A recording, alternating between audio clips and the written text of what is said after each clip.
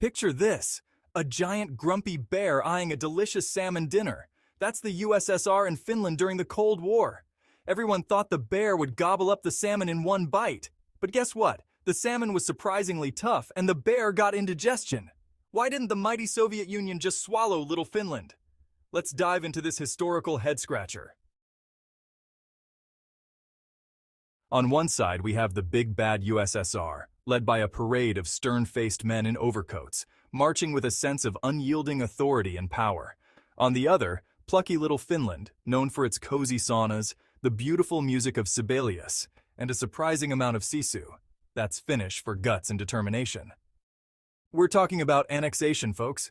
The USSR wanted to add Finland to its collection like a communist souvenir, a shiny new piece in their ever-expanding empire. This all went down during the Cold War, specifically after World War II when the Iron Curtain fell across Europe, dividing the continent into East and West. Think frigid forests, frozen lakes, and the long, tense border between Finland and the USSR, a line drawn in the ice and snow. Not exactly beach vacation territory, but a place of stark beauty and intense geopolitical tension. The Winter War wasn't so chill. The Soviets thought taking over Finland would be a piece of cake. Boy, were they wrong. The Finns, though outnumbered and outgunned, were tougher than a bowl of reindeer porridge. They fought back with guerrilla tactics, turning their snowy homeland into a nightmare for the invaders. Remember those Molotov cocktails? Yeah, the Finns invented those fiery surprises, named sarcastically after Soviet Foreign Minister Vyacheslav Molotov. Turns out, conquering a nation of people who are practically born on skis and can survive on a diet of pine needles and vodka is harder than it looks. Section 4. How come no comrade takeover? Fear and loathing in Leningrad. The Winter War was a disaster for the Soviets. They won, but at a terrible cost. The Red Army's victory was Pyrrhic, leaving them weakened and demoralized. The Red Army suffered heavy losses, and their reputation as an unstoppable force was shattered. The Finnish resistance was fierce and unyielding. The world saw that David could fight back against Goliath, even in a snowsuit.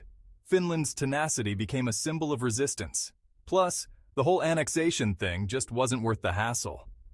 The harsh Finnish terrain offered little reward for the effort. Finland, while strategically important, wasn't exactly overflowing with resources the Soviets desperately needed. The cost-benefit analysis just didn't add up. And besides, a grumpy, rebellious Finland within the USSR would be like a mosquito bite on a bear's backside.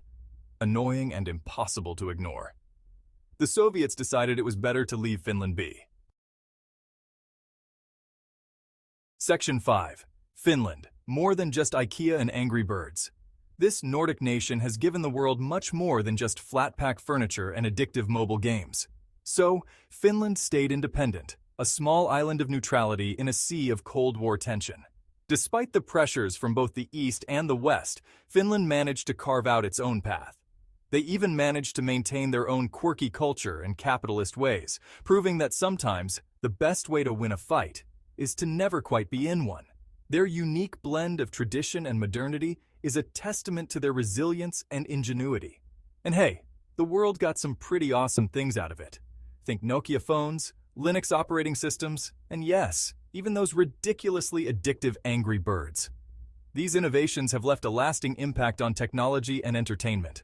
Who knows? Maybe the world owes those feathered fiends to a stubborn little nation that refused to be swallowed by the bear. Finland's story is a reminder that even small nations can make a big difference on the global stage.